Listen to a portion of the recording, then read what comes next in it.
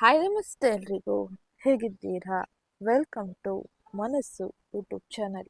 ಮನಸ್ಸು ಯೂಟ್ಯೂಬ್ ಚಾನಲ್ನ ಮತ್ತೊಂದು ವಿಡಿಯೋಗೆ ಸ್ವಾಗತ.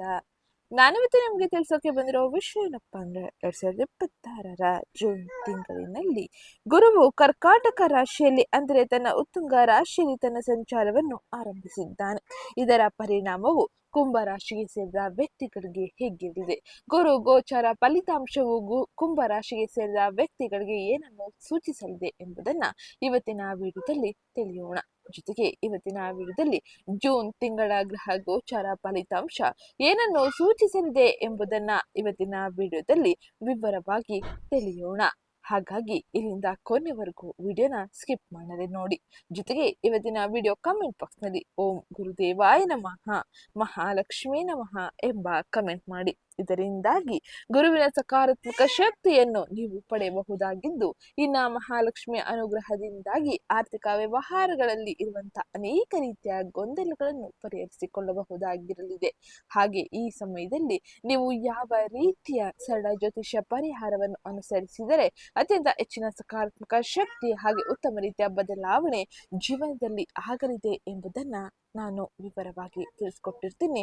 ಹಾಗಾಗಿ ವಿಡಿಯೋನ ಕೊನೆವರೆಗೂ ಎಲ್ಲೂ ಸ್ಕಿಪ್ ಮಾಡಿ. ಮೊದಲಿಗೆ ಗುರು ಗೋಚಾರ ಫಲಿತಾಂಶ ಅಂದರೆ ಕರ್ಕಾಟಕ ರಾಶಿಯಲ್ಲಿ ಗುರುವಿನ ಸಂಚಾರವು ಕುಂಭ ರಾಶಿಗೆ ಸೇರಿದ ವ್ಯಕ್ತಿಗಳಿಗೆ ಹೇಗಿರಲಿದೆ ಎಂದು ತಿಳಿಯೋಣ. ದೇವಗುರು ಎಂದು ಕರೆಸಲ್ಪಡುವ ಗುರು ವೈದಿಕ ಜ್ಯೋತಿಷ್ಯದಲ್ಲಿ ಅತ್ಯಂತ ಪ್ರಭಾವಶಾಲಿ ಗ್ರಹದಲ್ಲಿ ಒಂದಾಗಿದೆ. ಇದನ್ನು ಅತ್ಯಂತ ಶುಭ ಗ್ರಹವೆಂದು ಕರೆಯಲಾಗುತ್ತದೆ. ಇದರ ದೃಷ್ಟಿ ಅಮೃತದಂತೆ ಇರುತ್ತದೆ ಎಂದು ಪರಿಗಣಿಸಲಾಗುತ್ತದೆ. ಅಂದರೆ ಗುರುವು ತನ್ನ ದೃಷ್ಟಿಯಿಂದ ಜಾತಕದ ಯಾವುದೇ ಮನೆಯ ಪ್ರಭಾವವನ್ನು ಹೆಚ್ಚಿಸುತ್ತಾನೆ, ಹಾಗೆ ಅದಕ್ಕಾಗಿ ಸಂತೋಷ ಮತ್ತು ಸಂಪತ್ತಿನ ಬಾಗಿಲನ್ನು ತೆರೆಯುತ್ತಾನೆ.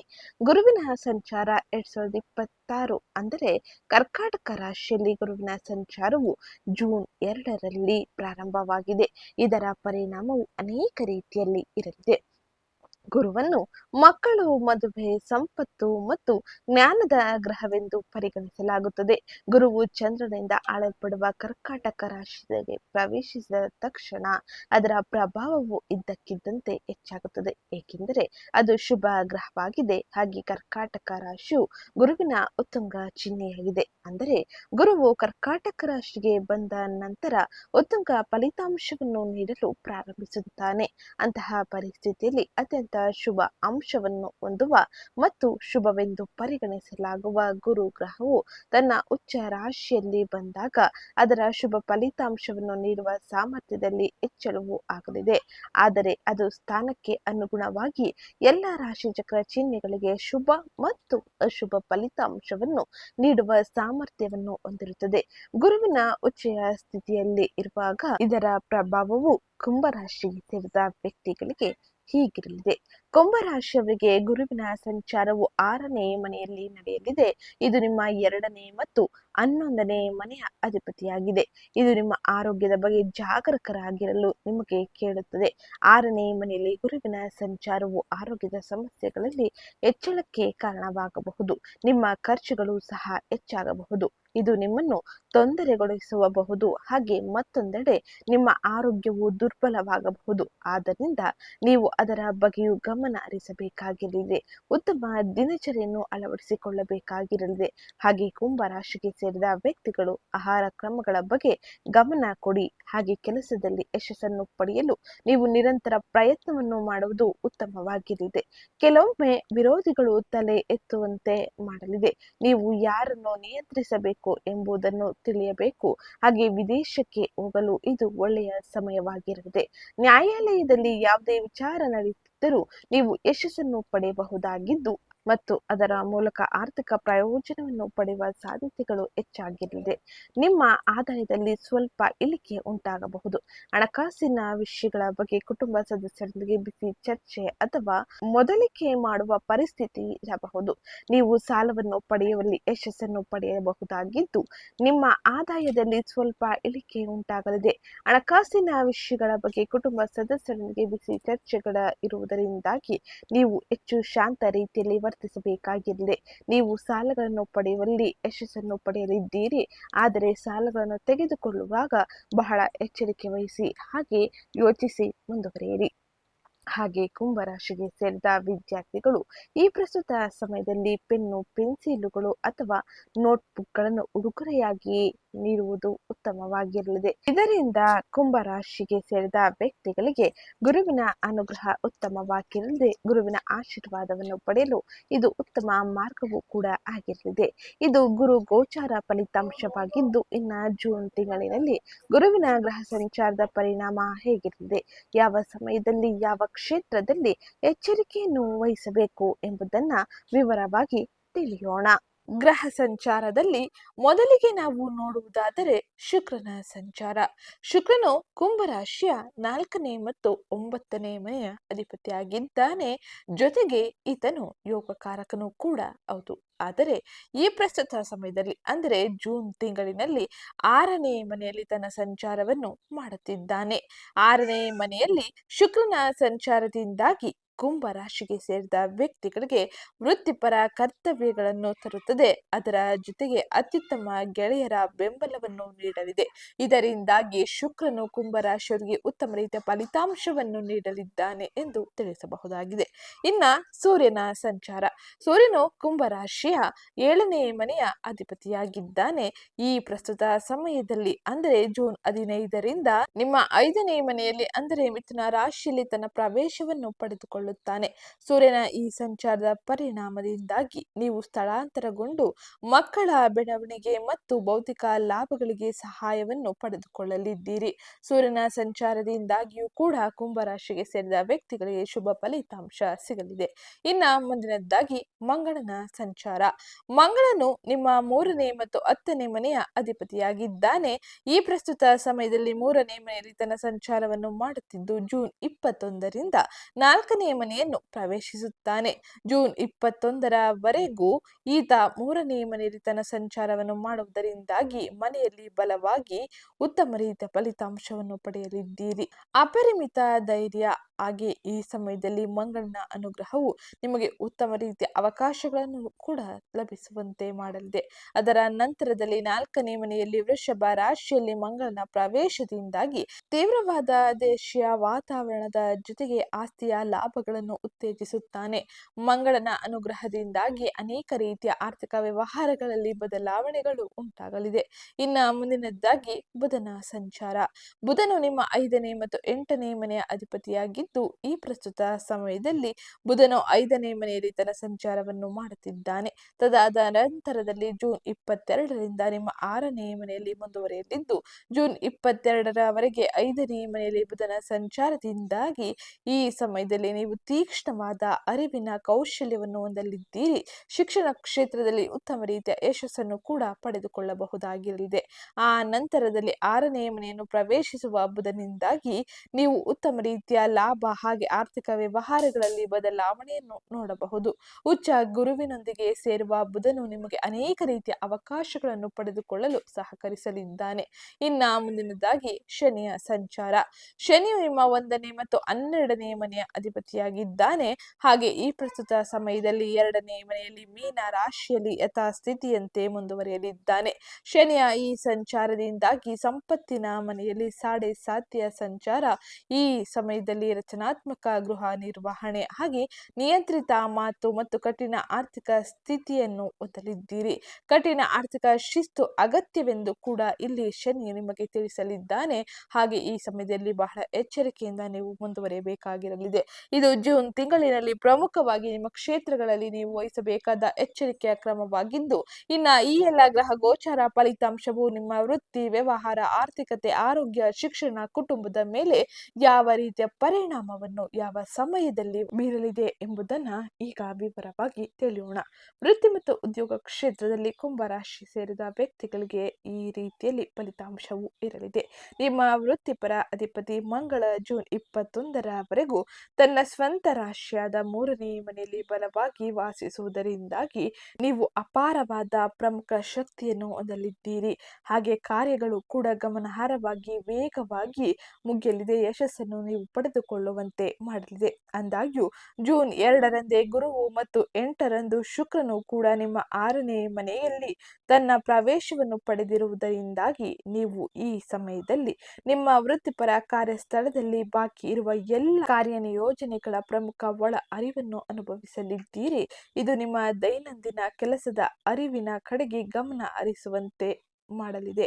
ಇದು ನಿಮಗೆ ಉತ್ತಮ ರೀತಿಯ ಫಲಿತಾಂಶವನ್ನು ನಿಮ್ಮ ವೃತ್ತಿ ಕ್ಷೇತ್ರದಲ್ಲಿ ಪಡೆದುಕೊಳ್ಳುವಂತೆ ಮಾಡಲಿದ್ದು, ಇನ್ನು 6ನೇ ಮನೆಯಲ್ಲಿ ಗುರುವಿನ ಉತ್ತುಂಗವು ಈ ಸಂಕೀರ್ಣ ಅಡೆತಡೆಗಳನ್ನು ಸುಲಭವಾಗಿ ನಿವಾರಿಸುತ್ತದೆ ಎಂದು ಖಾತರಿಪಡಿಸುತ್ತದೆ. ಹಾಗೆ ನೀವು ಅತಿಯಾದ ಭಾವನೆ ಹೊಂದುವ ಅಗತ್ಯವಿಲ್ಲ.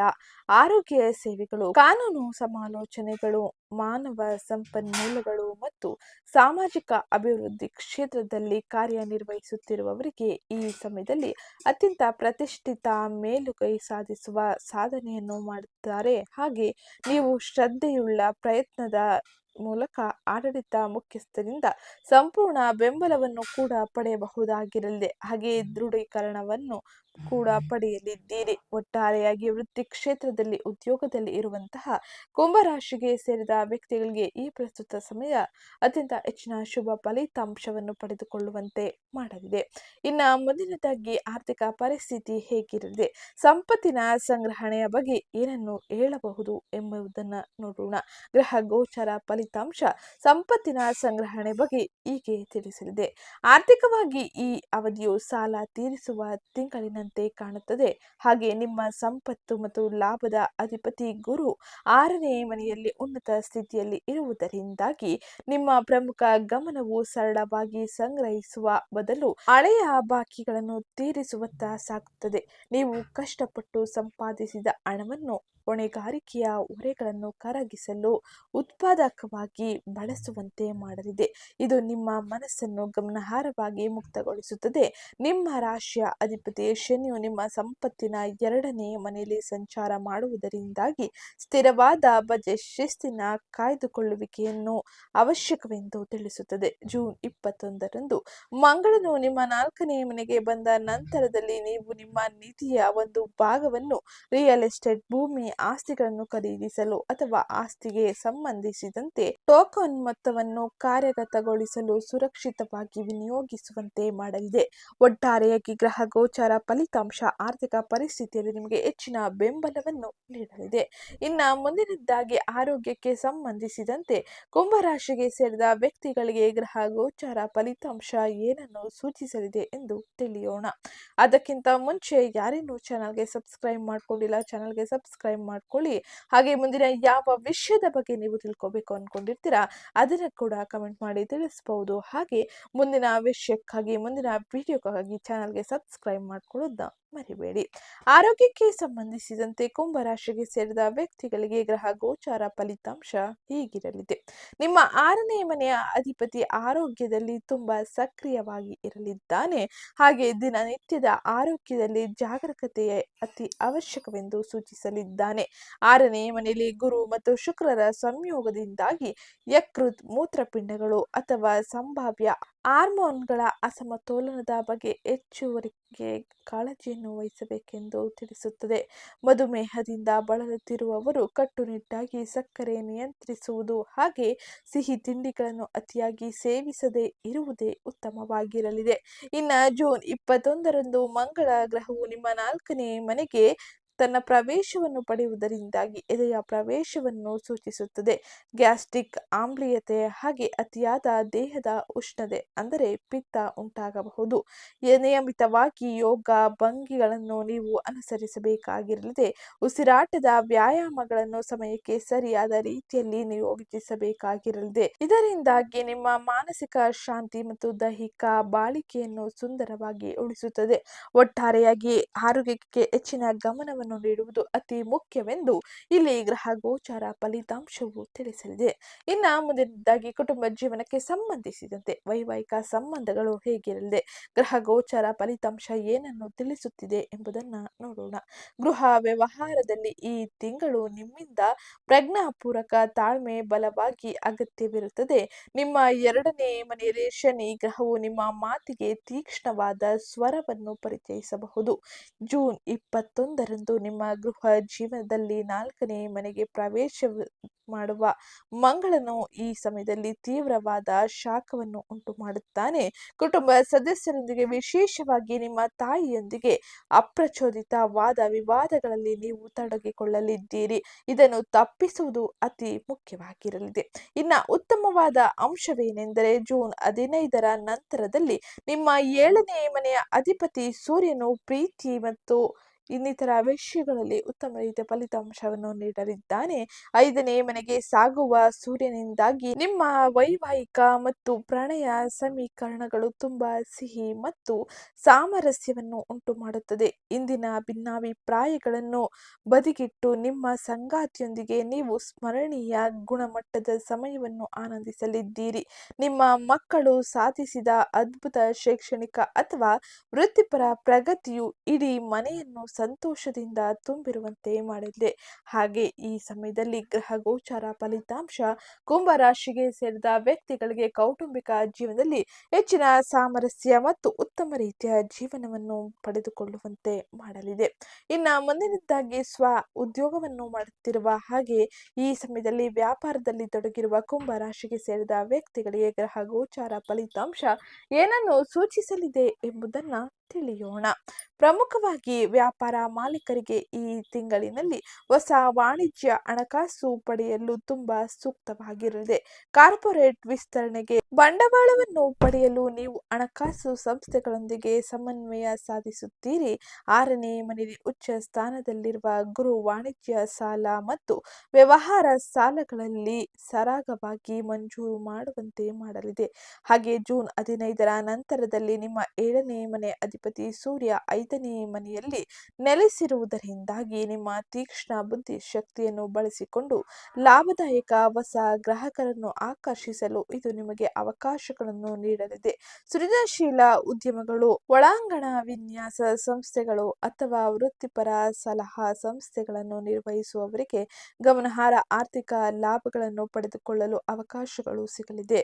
ಜೂನ್ 21ರ ನಂತರ ಮಂಗಳ ಗ್ರಹವು 4ನೇ ಮನೆಗೆ ಸ್ಥಳಾಂತರಗೊಳ್ಳುವುದರಿಂದಾಗಿ ವಾಹನ ವ್ಯಾಪಾರ, ಮೂಲ ಸೌಕರ್ಯ ಅಭಿವೃದ್ಧಿ ಮತ್ತು ರಿಯಲ್ ಎಸ್ಟೇಟ್ಗೆ ಸಂಬಂಧಿಸಿದ ವ್ಯಾಪಾರದ ಚಟುವಟಿಕೆಗಳಲ್ಲಿ ಹೆಚ್ಚಿನ ವೇಗವೂ ಇರಲಿದೆ. ಇದರಿಂದಾಗಿ ಆರ್ಥಿಕ ವ್ಯವಹಾರಗಳು ಸುಗಮವಾಗಿ ನಿರ್ವಹಿಸಲಿದ್ದೀರಿ. ಇದು ಪ್ರಮುಖವಾಗಿ ಸ್ವ ಉದ್ಯೋಗಿಗಳು ನಿಮ್ಮ ಜೀವನದಲ್ಲಿ ನೋಡುವ ಪ್ರಮುಖ ಬದಲಾವಣೆಗಳಾಗಿರಲಿದೆ.